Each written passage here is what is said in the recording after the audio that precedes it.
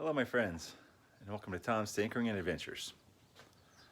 Well, today I am on a mission to go help my buddy Justin. I did some videos, at least one, a while back about going over to his place and helping him work on his Kawasaki ZX7R that he got, early 90s model, Vanilla Ice Edition. So he has two motorcycles, neither of which has moved under their own power for quite some time. In that ZX7, we have never seen it run. I bought that in several boxes. It actually came home from LA on a trip. I went to pick up another motorcycle. I got it as kind of a bonus in the deal. So that one has never actually ran, and we don't know if it does or not, but we put it together mostly. And he has a Suzuki DR350. So I think today we're going to try to get his DR350 running, because I know that runs. It ran, we took it apart to put a new cam in it, and he never finished it. So we're going to try to get that going today. So on that note, I have a care package for Mr. Justin here. A DR350 manual. I think he might already have one, but I have one. And a carburetor, so we can use some parts out of this to get his carburetor working. And I had a couple old chains laying around that we can throw on that ZX7 if we get a chance to work on it. And thank you very much for reminding me. We're probably going to need a battery. So let's see, I got this fella here. Test good. So we'll bring that along. That's not for him to keep. That one might actually end up going in this Yamaha Rhino. So I think what I'm going to do, I'm going to load up the scooter and head on over there. I also got some baked goods for his lovely lady. So we'll load up the scooter, bring this stuff over there, and maybe we'll get a DR350 to start today. That would be pretty nice, because desert season is, yeah, it's right now, even though I haven't been able to make time to get out there yet.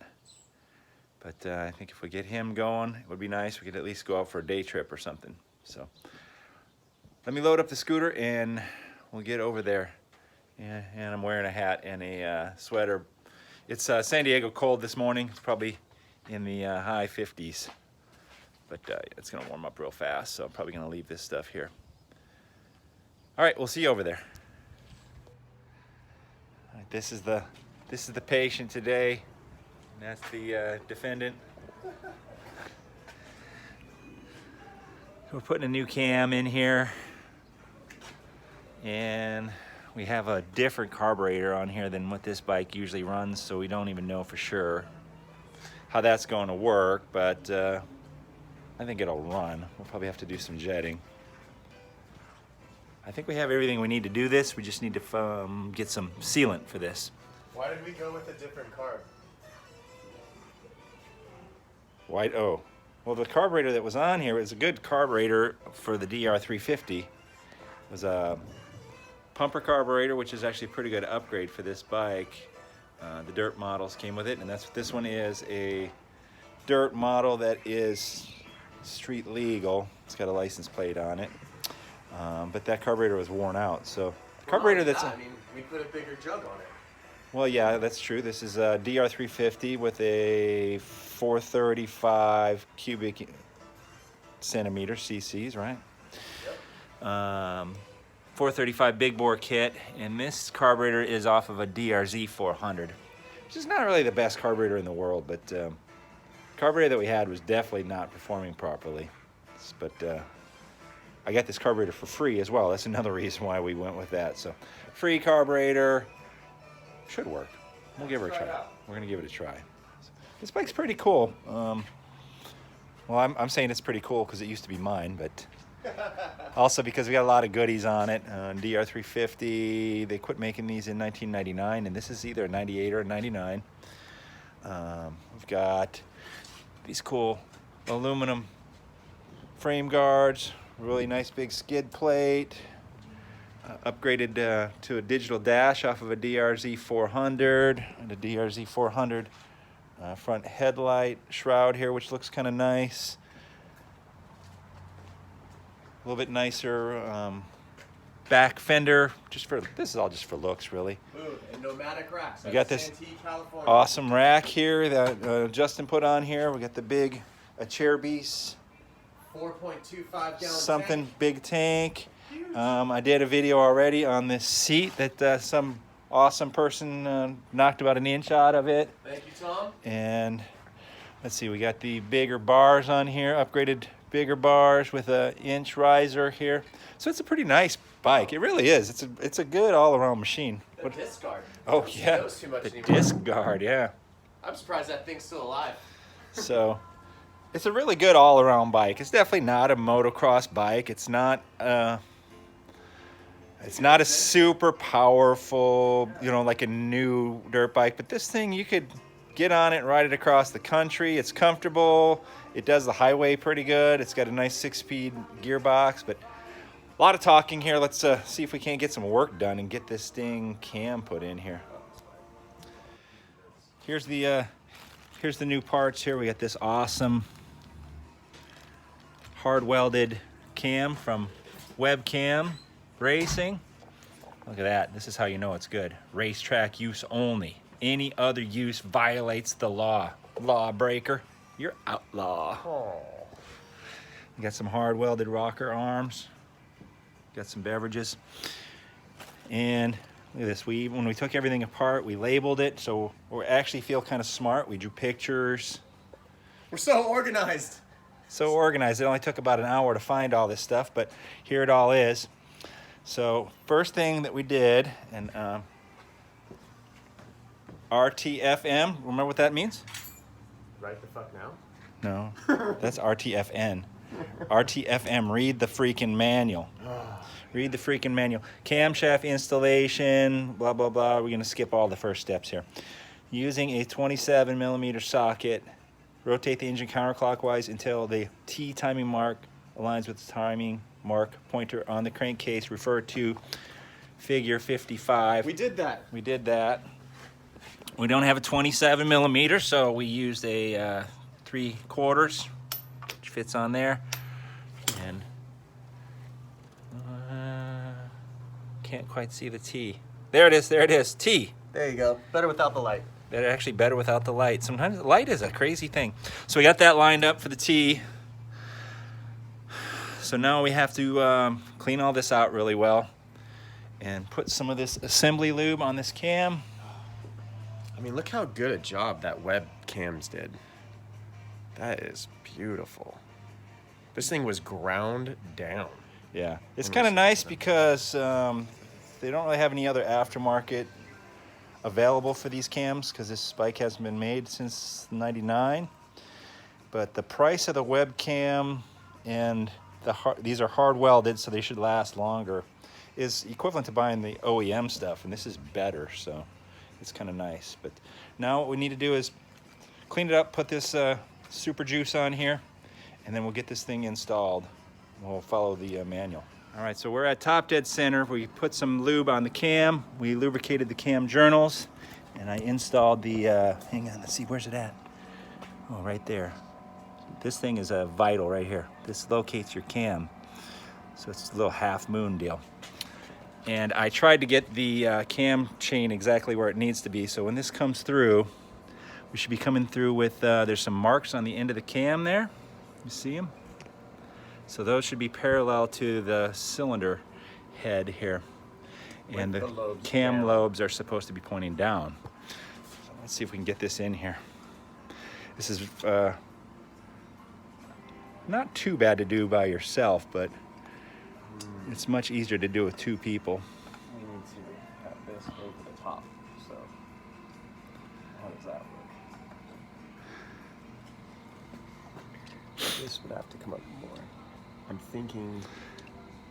We might have to do is take the chain actually off. Yep. All right. Just slide in there. We'll take the chain off. All right, bring it in. Put the chain on here. Oh, hang on. The chain has to go over the top of this too. There we go. Now. There you go. Come on in. Here you go. Yeah. This is fun to do by yourself. Especially when you need to get it onto this guide. Hang on, buddy. There we go. There we go. Is it on the guide-ish? Yeah, it's on the guide. Okay. So now here comes this problem. We got to pull this little cap off of here. That's not really a problem. We'll get that off of here and we'll get it lined up. All right, so after we remove the little plastic or rubber plug here, which we have to clean that up, you can see these marks. They're lined up with the cylinder head. And we had to do a little bit of fun moving this around to get it where it belongs, but there's the alignment pin, and there's one of the bolts that goes in there. Now there's a little metal saddle piece, I guess you could call it, that goes between the two bolts, and then you're supposed to fold one of the ends over to hold these bolts in here once you torque them in. Unfortunately, we did not purchase a new one, so it's kind of chewed up, but it'll still be okay. And we also have to put Loctite on these. So hopefully my man Justin here has some Loctite. Yep, I got that. So it's probably blue. We'll have to read and look up the torque specs as well. But we are lined up right now, so we're going to double check this alignment here. Check the T. Can you see it in there? There it is, I can see it.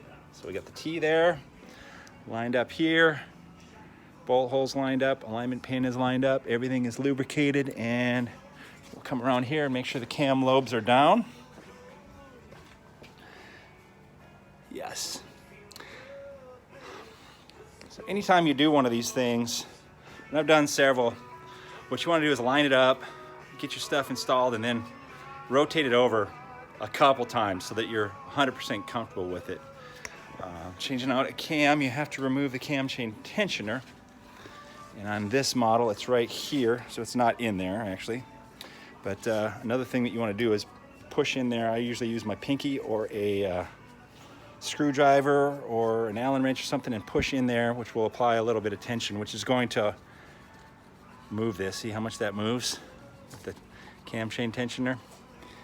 So as these things wear, sometimes you might be off just a little bit and it makes you question it, but rotate it over several times by hand before you start it, because you want to feel comfortable before you're starting it and realize that everything is in spec before you start it, because ain't nothing worse than working on something and then you start it and it breaks right away.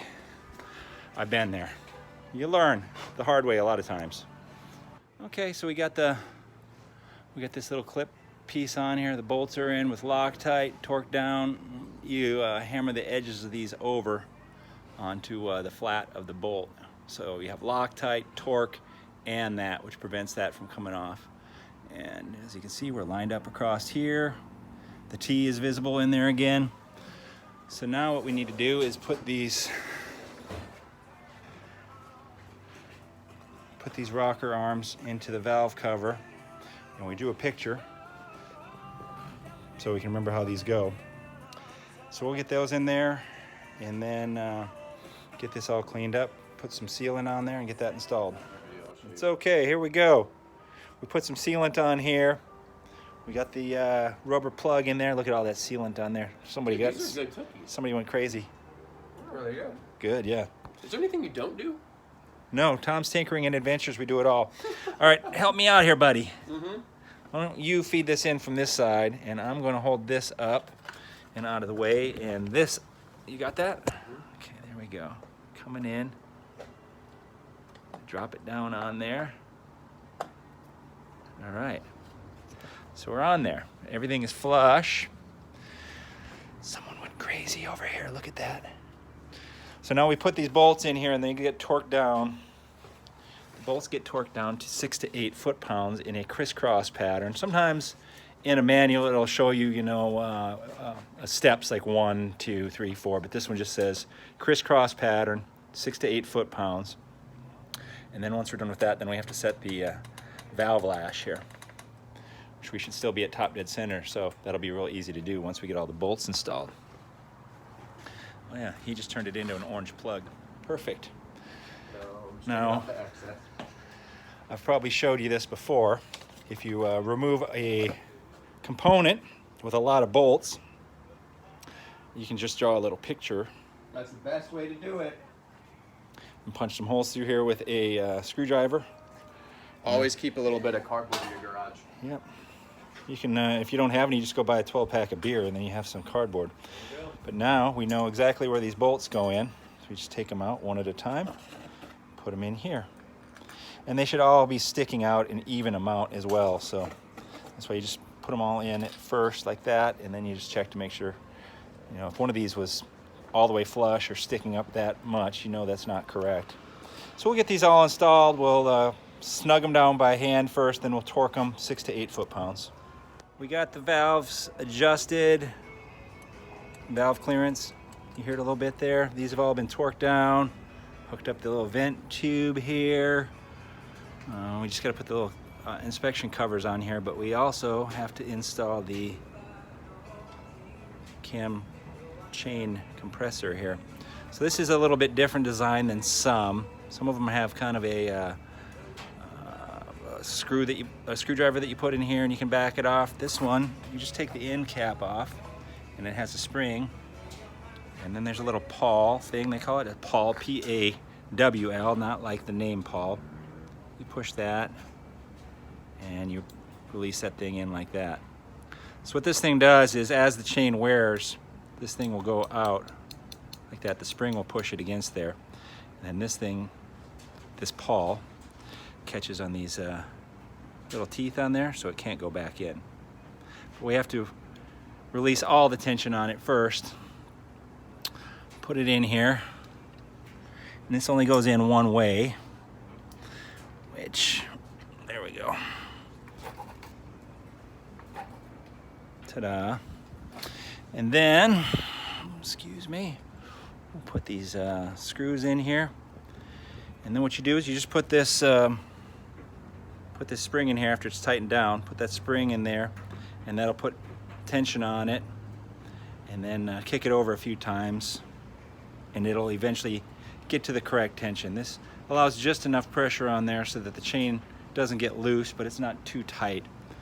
And you can also get manual cam chain compressors that you can install as well. So let me finish that up. And we're getting there. We'll put the exhaust on, and we'll almost be ready to try this thing out. Don't forget to add oil. We got to put oil in here. Progress. Put some oil in here. Justin went and got some fuel, and I need fuel to get it started. Exhaust pipe is on. I think we are just not too far away. I'm gonna do a little double check here, but we shouldn't be too far away from at least kicking it over and seeing if we can make some noise out of it. So stand by.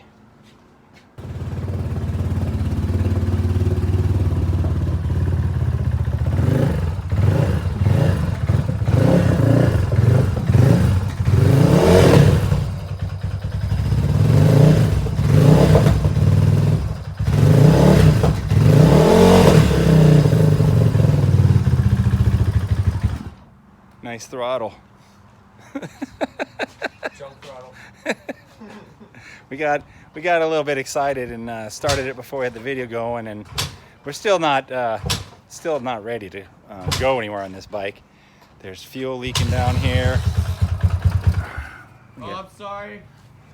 Did I wake her up? Okay. Oh, We got yeah. Annabelle. Yeah, we got fuel leaking, and we didn't even hook up that throttle because it's a whole different throttle than what's on the bike. But Justin kicked it, I don't know, 6 times, and it popped over, and it's running. It's not running right, but it's running. That's something to be said, considering that carburetor isn't even for this bike, and we don't even know what's in it. We should probably pull it out and take a look at the jetting on it. But the bike started, so we have life again on this bike, which is a good thing. Yeah. So we're pretty close, I think. We might probably pull that carburetor off and go through it. I have a second one. Where the hell is it? Right there. So I have a spare one, so we got two to make one. So not too bad. Let's see if we can't get it a little bit better though. That's where we're gonna call it a day. We got it running, and this guy here said he's gonna fix the carburetor himself. This bike's been sitting for a while, but hey, if he said he's gonna do it, he's gonna do it. I've been saying that for the past year. He's gonna do it. I'm sure he is. But that's not bad. At least we heard some noise out of it, so we're pretty dang close. And if we can get this thing running right, then he'll have this one going. And then let's zoom in there. There she is. You can see it buried under all the junk. ZX7R Vanilla Ice Edition. That's next. So it's good. Feels good to have this one kind of making some noise. And like I said, I don't think we're too far away from getting it running right. So we get the fuel to stop leaking, and then it's going to be a little bit of messing around with that carburetor to get it jetted right. But I do have some carburetor jets, so we'll see. Well, back home again. So we did our good deed for the day. We helped my buddy out, got his motorcycle running. It's not perfect, but it's breathing again, and that's a good thing. So we'll see if he follows through and actually gets the carburetor leak fixed and does a little bit of tuning on it. But even all said and done, we're happy with where we're at, and looking forward to getting that ZX7 back to life too. That'll be awesome to see that thing running, considering that it came home in boxes from LA. So thank you very much for watching. Get out there and find your adventure. Adios.